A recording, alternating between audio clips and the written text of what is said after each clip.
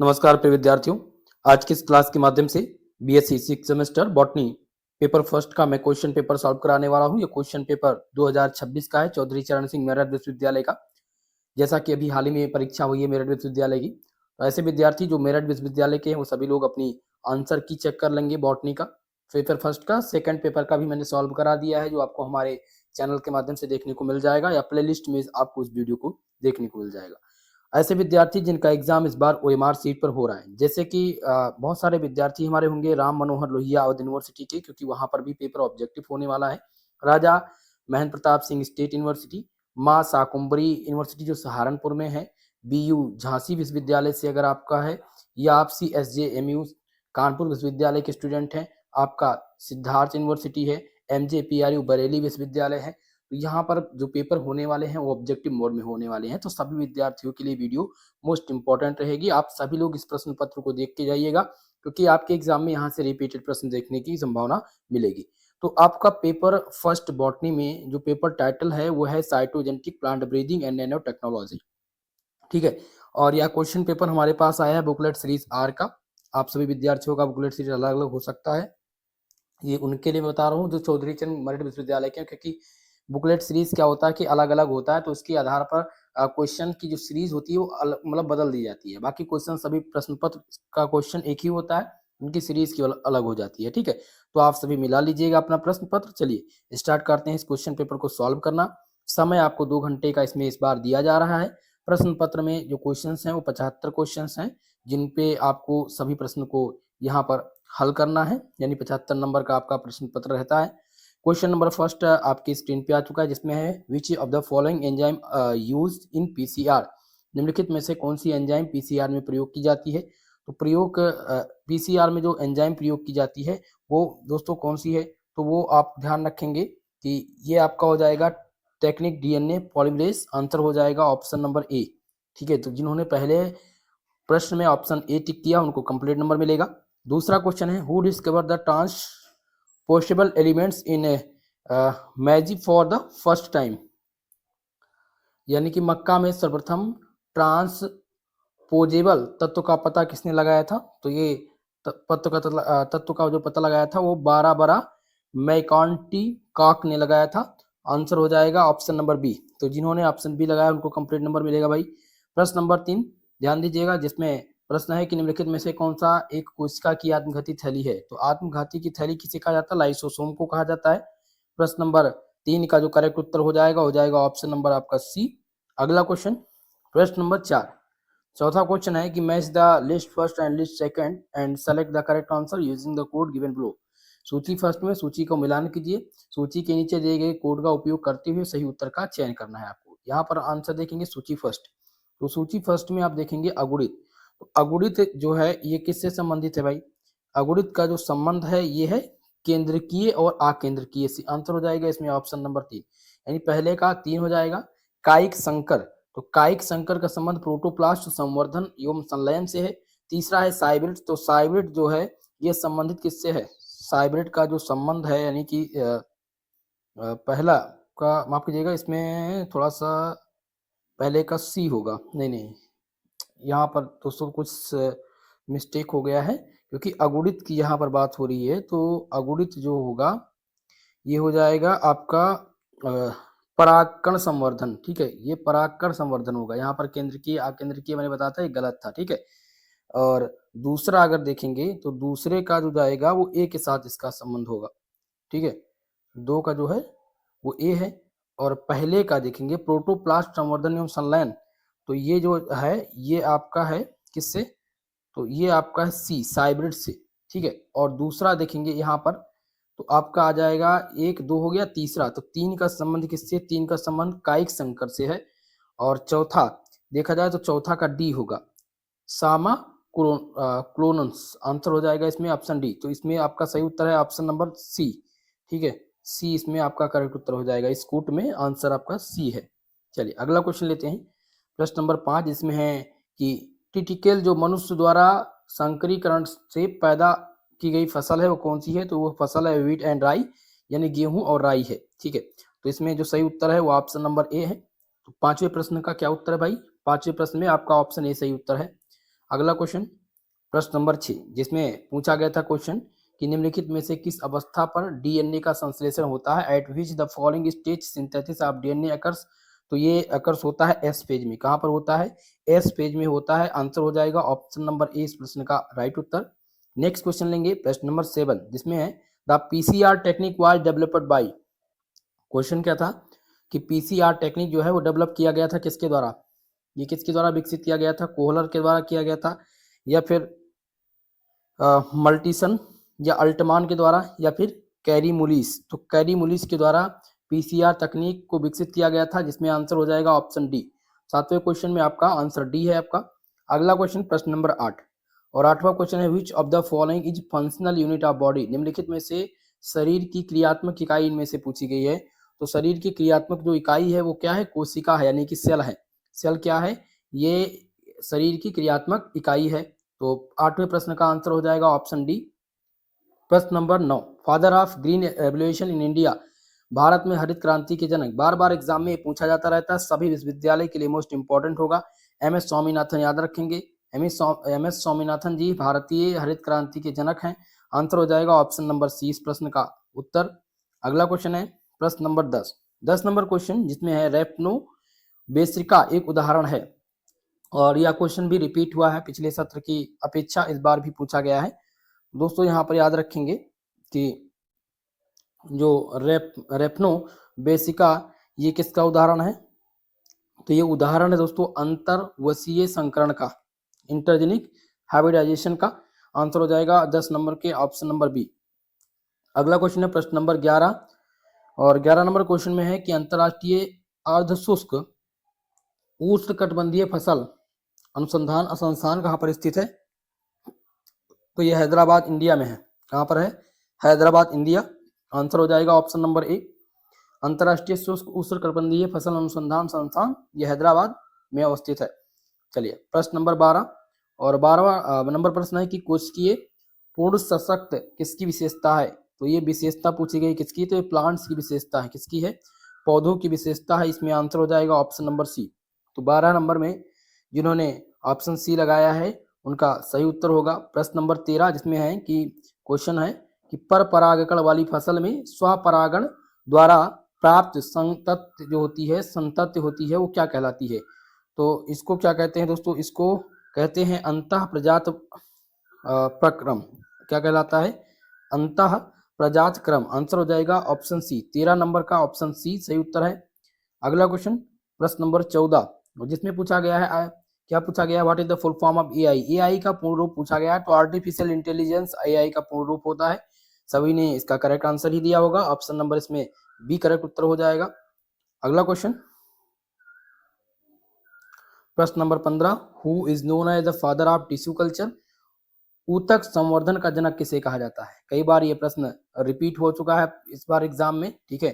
तो ऊतक संवर्धन का जो जनक है किसको जानते हैं? तो ये हैबरलैंड को जानते हैं, ठीक है। हैबरलैंड ऊतक संवर्धन के जनक के रूप में जाने जाते हैं। इसमें आंसर हो जाएगा ऑप्शन नंबर सी इस प्रश्न का राइट उत्तर। अगला क्वेश्चन है प्रश्न नंबर 16 जिसमें northern blotting technique was discovered by. बहुत ही मोस्ट इंपॉर्टेंट है, नॉर्दर्न ब्लॉटिंग तकनीकी खोजी गई थी। तो ये जो तकनीकी है ये किसके द्वारा खोजी गई थी? तो दोस्तों याद रखेंगे ये जो खोजी गई थी, मोस्ट इंपॉर्टेंट क्वेश्चन है, ये जेम्स एल्विन के द्वारा खोजा गया था। नॉर्दर्न ब्लॉटिंग तकनीकी जो खोजी गई थी किसके द्वारा? जेम्स एल्विन की। तो 16 नंबर में ऑप्शन सी सही उत्तर है। अगला क्वेश्चन है प्रश्न नंबर 17 जिसमें है कि निम्न वृद्धि हार्मोन्स में कौन सा शीर्ष प्रमुखता उत्पन्न करता है? तो शीर्ष प्रमुखता ऑक्सिन। आंसर हो जाएगा ऑप्शन नंबर बी। तो 17 नंबर में जिन्होंने ऑप्शन बी को टिक किया था उनको कंप्लीट नंबर मिलेगा मेरे भाई। अगला क्वेश्चन लेते हैं प्रश्न नंबर 18 जिसमें क्वेश्चन पूछा गया है कि निम्नलिखित में से कौन सा एक कृत्रिम बुद्धिमत्ता का अनुप्रयोग नहीं है? Which of the following is not an application of artificial intelligence. तो आर्टिफिशियल इंटेलिजेंस का कौन सा इनमें से अनुप्रयोग नहीं है? चेहरा पहचान प्रणाली, तो ये किसके अंतर्गत आता है? ये एआई के अंतर्गत आता है। चैट्स बॉक्स, ये भी आपका चैट्स बॉट्स भी है, कृत्रिम यानी कि एआई के अंतर्गत आ जाता है। लेकिन जिसमें आपका है LIDAR, ये भी आपका किसके अंतर्गत है? एआई के। लेकिन इसमें DMMS ये इसके अंतर्गत नहीं आता है, ठीक है। तो आंसर इसमें था ऑप्शन नंबर डी। अगला क्वेश्चन प्रश्न नंबर 19 और 19 नंबर प्रश्न में क्वेश्चन है कि डीएनए आरएनए में पाया जाने वाला निम्नलिखित में से कौन सा प्यूरिन बेस है। तो डीएनए और आरएनए की बात हो रही है। Which of the following is a purine base found in DNA and RNA. तो ये एडानिन पाया जाता है। क्या पाया जाता है? एडानिन। आंसर हो जाएगा ऑप्शन नंबर सी। एडानिन एक प्यूरिन बेस है जो डीएनए और आरएनए में पाया जाता है। ठीक है, चलिए प्रश्न नंबर 20 नंबर क्वेश्चन, जिसमें प्रश्न है कि अगुणित पौधे में, माफ कीजिएगा, अगुणित पौधे किससे प्राप्त किए जाते हैं। क्वेश्चन है haploid plants B obtained from. तो ये किससे ऑब्टेन्ड किए जाते हैं? ये दोस्तों परागकोश संवर्धन से ऑब्टेन्ड किए जाते हैं। आंसर हो जाएगा ऑप्शन नंबर ए इस प्रश्न में उत्तर आपका। 21 नंबर क्वेश्चन, जिसमें प्रश्न दिया गया है लेप्टोटीन एवं जाइगोटीन अवस्था अर्धसूत्री कोशिका विभाजन की किस अवस्था पर संपन्न होती है। तो ये प्रोफेज फर्स्ट में संपन्न होती है। कहाँ पर? प्रोफेज फर्स्ट यानी प्रथम पूर्वावस्था में। इसमें 21 में ऑप्शन बी उत्तर आपका हो जाएगा। प्रश्न नंबर 22 और 22 नंबर क्वेश्चन में है कि INFLIB net centre is situated in. तो ये जो है INFLIB नेट सेंटर, ये कहाँ पर सिचुएटेड है? तो ये गांधीनगर में है। ठीक है, ये कहाँ पर है? गुजरात के गांधीनगर में। आंसर हो माफ कीजिएगा, आंसर हो जाएगा ऑप्शन नंबर सी। तो 22 में जिन्होंने सी ऑप्शन लगाया है उनको पूरा नंबर मिलेगा मेरे भाई। प्रश्न नंबर 23, इसमें coefficient of variation is calculated by which formula.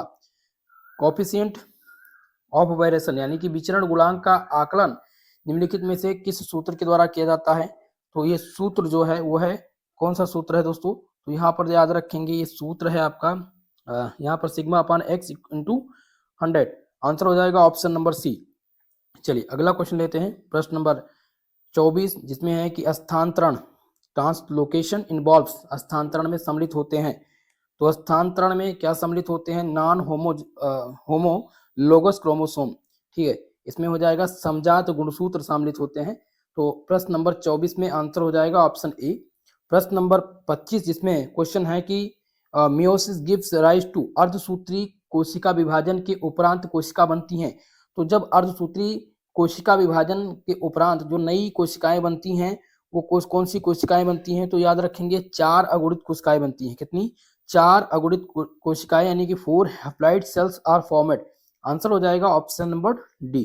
Next question, प्रश्न नंबर 26, और इसमें प्रश्न पूछा गया है कि अनुलेखन की प्रक्रिया में निम्नलिखित में से किस अणु का निर्माण होता है।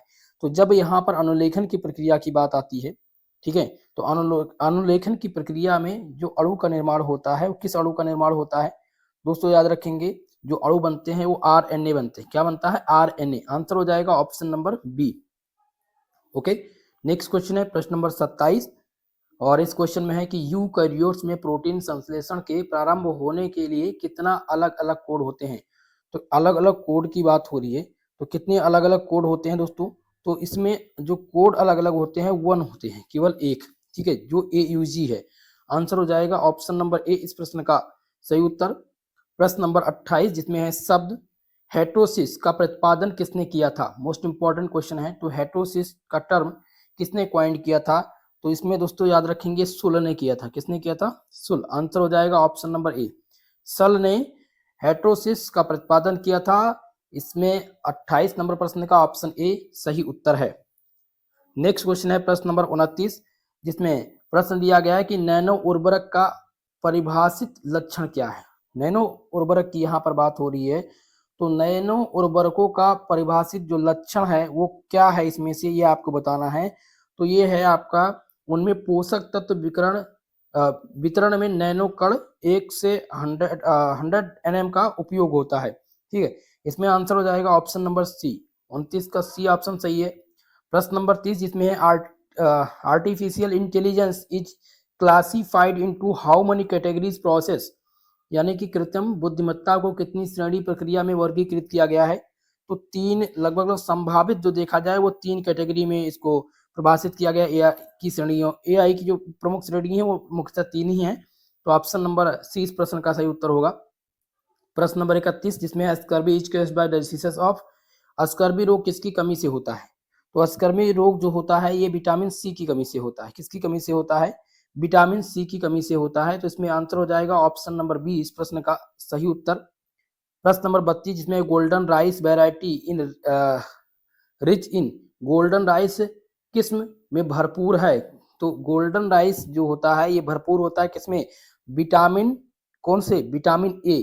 ठीक है, विटामिन ए की मात्रा इसमें भरपूर होती है। तो यहाँ बीटा कैरोटीन, यही आपका सही उत्तर हो जाएगा। आंसर हो जाएगा इसमें ऑप्शन नंबर डी।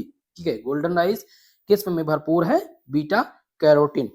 चलिए अगला क्वेश्चन, प्रश्न नंबर 33, और इस क्वेश्चन में था कि which of the following is a component in artificial intelligence? निम्नलिखित में से एक कृत्रिम बुद्धिमत्ता का घटक है। तो कृत्रिम बुद्धिमत्ता का घटक इनमें से पूछा गया कौन सा है? तो इनमें पहला ऑप्शन देखेंगे लर्निंग। तो लर्निंग जो है ये इसके सबसे महत्वपूर्ण जो है कंपोनेंट के अंतर्गत आता है एआई के। तो एआई का सबसे जो महत्वपूर्ण कंपोनेंट है वो है लर्निंग, यानी कि सीखना। ऑप्शन नंबर ए 33 का उत्तर हो जाएगा। प्रश्न नंबर 34 बहुत ही मोस्ट इंपॉर्टेंट है और कई बार एग्जाम में आया हुआ है। काई वर्ग परीक्षण X2 टेस्ट प्रथम बार किसने प्रयोग किया था? तो प्रथम बार किसने प्रयोग किया था मेरे भाई? याद रखेंगे, ये प्रथम बार जो प्रयोग किया गया था कार्ल पियर्सन के द्वारा। किसके द्वारा? कार्ल पियर्सन के द्वारा प्रयोग किया गया था। आंसर हो जाएगा इसमें ऑप्शन नंबर डी। अगला क्वेश्चन है प्रश्न नंबर 35, जिसमें क्वेश्चन है कि भारत का सर्वप्रथम सफल पराजीनी पौधा कौन सा था? Which of the first successful transgenic plant in India? जिसमें ऑप्शन आपके हैं कपास, धान, तंबाकू या बैगन। तो इनमें से सही उत्तर आपका हो जाएगा ऑप्शन ए। ठीक है, कपास यानी कि बीटी कॉटन भारत का सफल पराजीनी पौधा था। तो 35 नंबर में ऑप्शन ए आपका उत्तर है। प्रश्न नंबर 36, और 36 नंबर क्वेश्चन में है कि उस एंजाइम का चयन कीजिए जिसे डीएनए के खंडों को जोड़ने में प्रयोग किया जाता है। तो डीएनए के खंडों को जोड़ने के लिए प्रयोग किसका किया जाता है? जल्दी से बताने का प्रयास कीजिएगा। जिसमें आपका दिया गया पॉलीमरेज, लाइगेज, सेलुलोज और एक्सोन्यूक्लिएज। जल्दी से आप सब इस क्वेश्चन का आंसर देने का प्रयास करेंगे। तो सही उत्तर क्या हो जाएगा इसमें? लाइगेज। ओके, उस एंजाइम का चयन कीजिए जिसे डीएनए के खंडों को जोड़ने में प्रयोग किया जाता है। तो लाइगेज का प्रयोग इसमें किया जाता है। अगला क्वेश्चन प्रश्न नंबर 37, और 37 नंबर क्वेश्चन है कि इन्फी स्टेटस किसके द्वारा विकसित किया गया था? तो इन्फी स्टेटस जो विकसित किया गया था वो किसके द्वारा दिया गया था? वो किसके द्वारा विकसित किया गया था दोस्तों? तो ये किया गया था इनफिल विनेट के द्वारा। आंसर हो जाएगा ऑप्शन नंबर डी इस प्रश्न का सही उत्तर। प्रश्न नंबर 38, और 38 नंबर क्वेश्चन है निकटवर्ती न्यूक्लियोटाइड्स किसके द्वारा जुड़े होते हैं?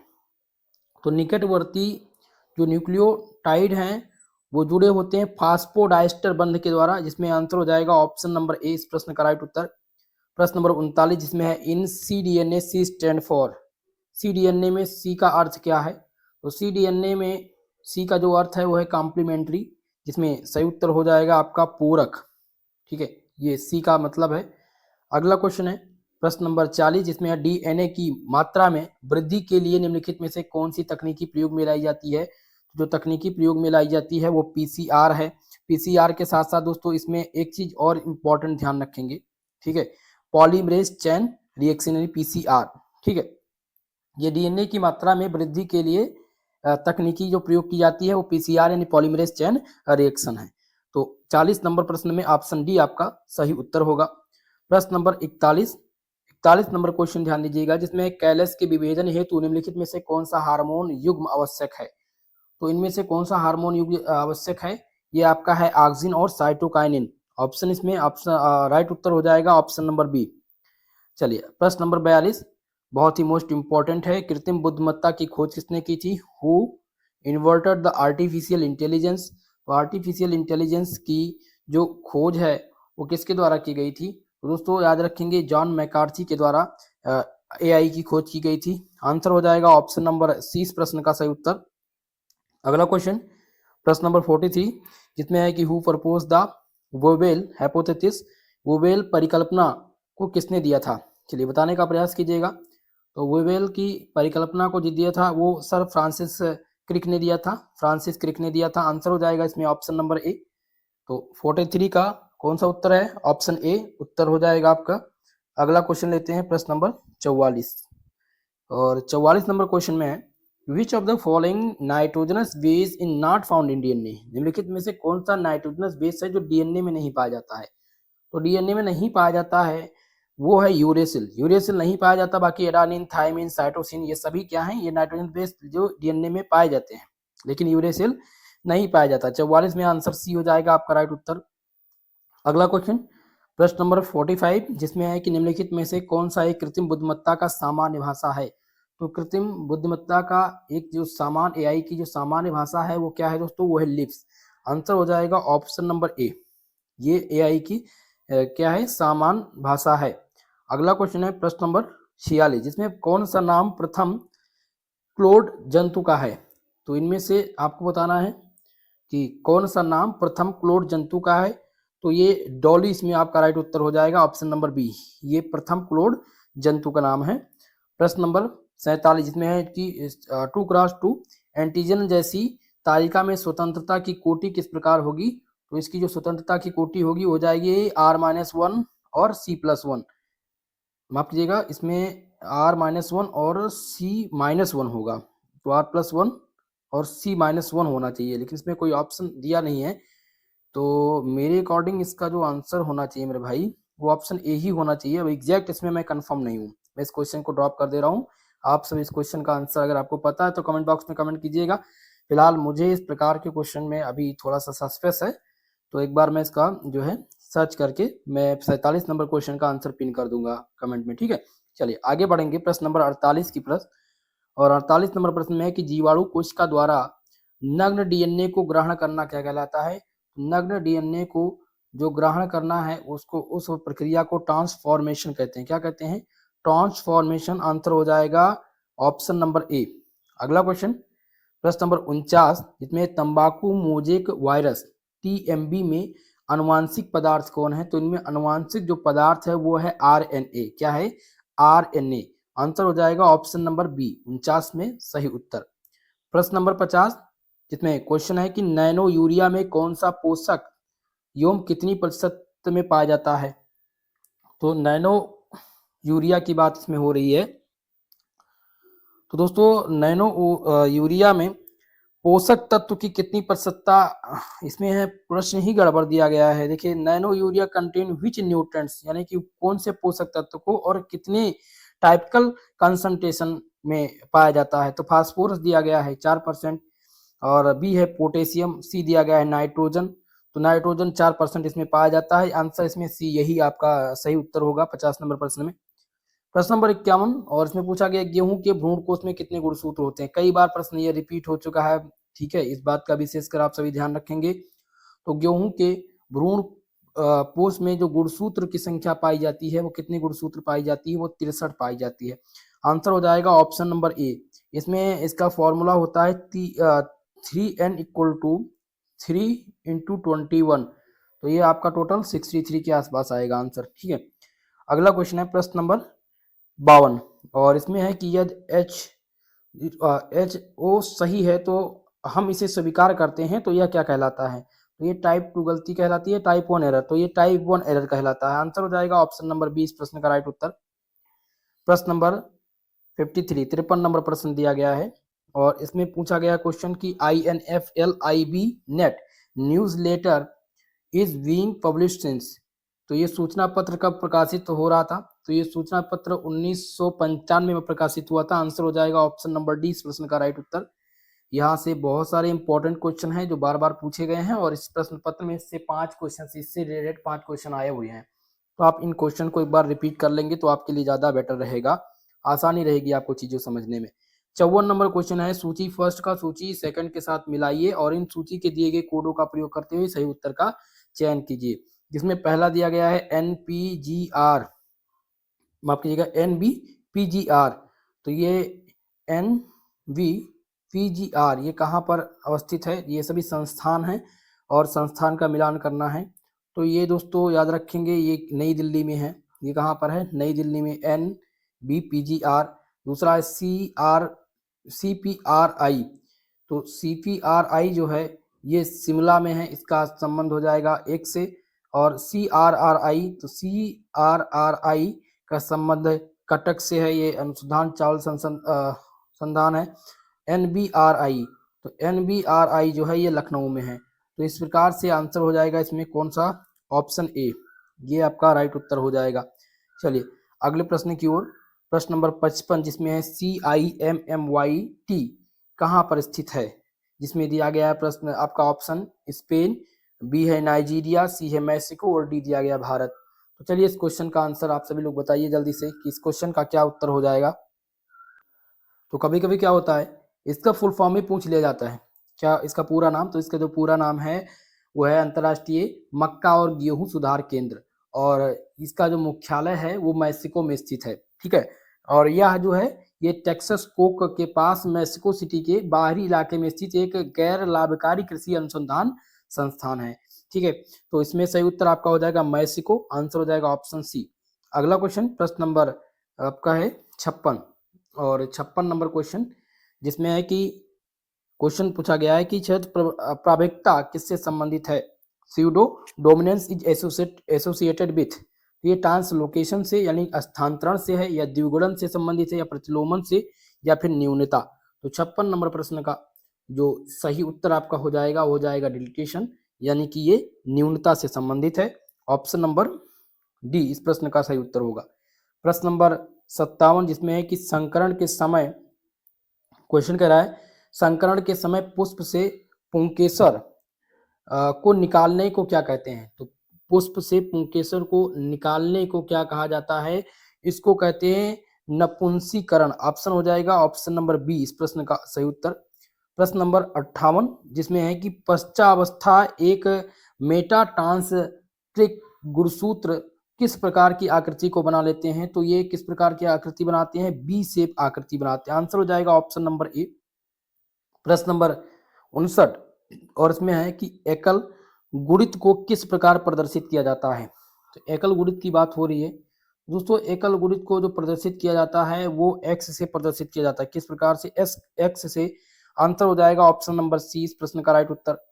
प्रश्न नंबर 60 जिसमें है रेफनो वेसिका को 1928 में सर्वप्रथम किसने विकसित किया था। तो सर्वप्रथम विकसित जो किया था वो कार पेंचिको ने इसको विकसित किया था, आंसर इसमें हो जाएगा ऑप्शन नंबर डी इस प्रश्न का सही उत्तर। नेक्स्ट क्वेश्चन है, इसमें सामान्य गेहूं पूछा गया है, बहुत ही मोस्ट इंपॉर्टेंट है। तो सामान्य गेहूं जो है ये क्या है, हेक्साप्लाइड है, इसमें आंसर हो जाएगा ऑप्शन नंबर डी इस प्रश्न का राइट उत्तर। नेक्स्ट क्वेश्चन है, मिलान करना है ए और बी। ठीक है, इसमें भी मैच द फॉलोइंग, इसमें आप देखेंगे पहला दिया गया है और फसल को किस्मों से मिलान, ये फसल है और इनके किस्म दिए गए हैं। तो गेहूं की कौन सी किस्म है, तो गेहूं की जो किस्म है बहुत ज़्यादा प्रचलित किस्म है PBW। ठीक है, ये गेहूं की किस्म है।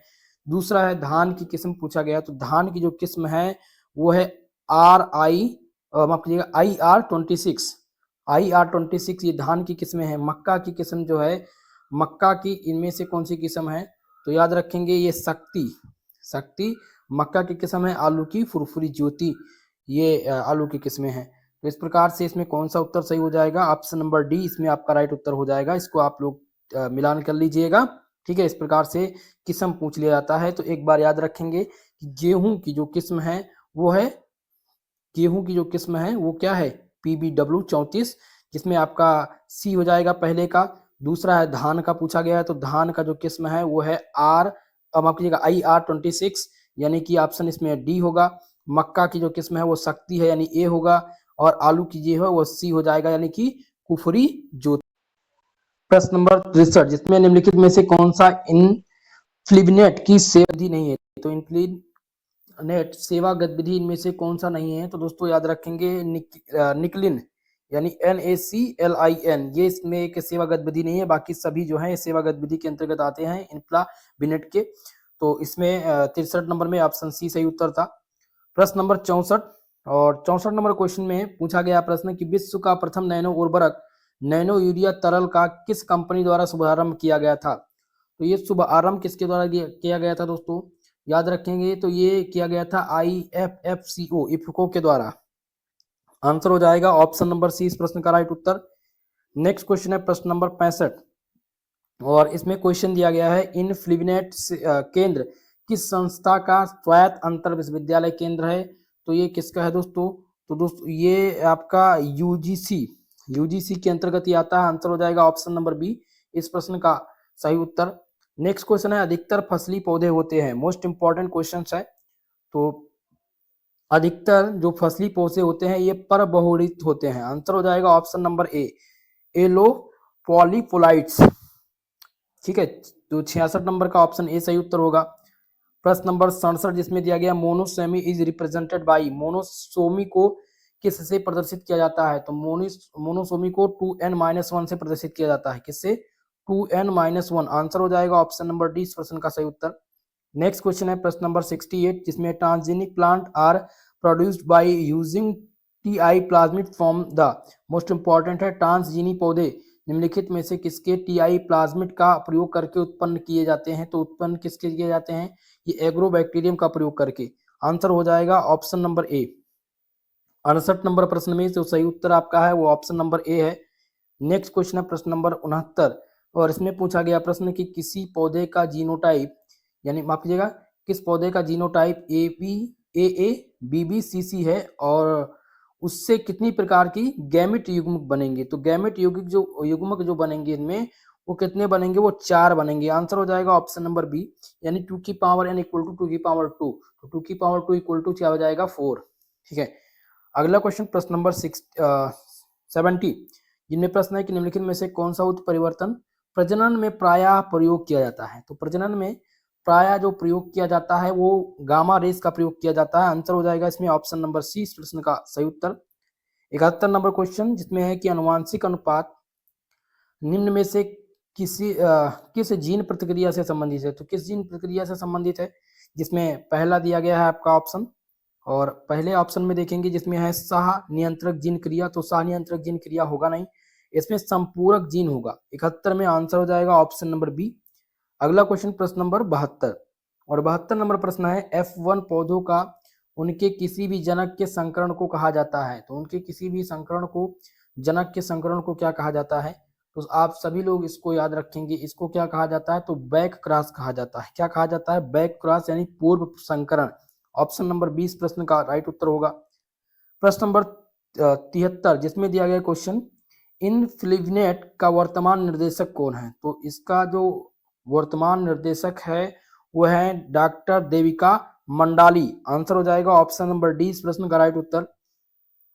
74 नंबर प्रश्न है कि वितरण की उपयुक्तता का परीक्षण किससे किया जाता है? तो इसका जो परीक्षण किया जाता है ये दोस्तों किससे किया जाता है? तो ये काई वर्ग परीक्षण के द्वारा किया जाता है। इसमें आंसर हो जाएगा ऑप्शन नंबर सी इस प्रश्न का राइट उत्तर। इस प्रश्न पत्र का लास्ट क्वेश्चन है कि मानक विचलन का वर्ग होता है। तो मानक विचलन का जो वर्ग होता है स्क्वायर ऑफ एस डी, वो क्या होता है? वो प्रसरण होता है, वेरिएशन होता है। आंसर हो जाएगा ऑप्शन नंबर डी इस प्रश्न का राइट उत्तर। तो दोस्तों आज के इस क्लास में इस क्वेश्चन पेपर में 75 क्वेश्चन पूछे गए थे चौधरी चरण सिंह मेधावी विश्वविद्यालय के, जो कि मोस्ट इंपॉर्टेंट थे आप सबके एग्जाम के लिए। मैंने आपको सॉल्व करा दिया है। आप सब पिछले सत्र में अगर वीडियो को देखेंगे तो भी आपके लिए इंपॉर्टेंट होगा, क्योंकि यहीं से रिपीटेड प्रश्न बार बार एग्जाम में पूछे जाते रहते हैं। ठीक है, और एक इंपॉर्टेंट चीज और आपको बता दूं, आप जितने भी विद्यार्थी देख रहे हैं इस वीडियो को, आपको पेपर सॉल्व कराना है तो जल्द से जल्द अपना क्वेश्चन पेपर 9984947535 इस पर आप लोग जल्द से जल्द व्हाट्सअप कर दिया करें, ताकि जल्दी से जल्द आपको आंसर की प्रोवाइड की जा सके। ठीक है दोस्तों, तो आप सभी से निवेदन है वीडियो को लाइक शेयर कर दीजिएगा और पीडीएफ के लिए हमारे टेलीग्राम चैनल को ज्वाइन कर लीजिएगा, जिसका लिंक डिस्क्रिप्शन बॉक्स में दिया गया है। ओके, तो आज के लिए बस इतना ही, मिलते हैं नेक्स्ट वीडियो में। तब तक के लिए जय हिंद, जय भारत।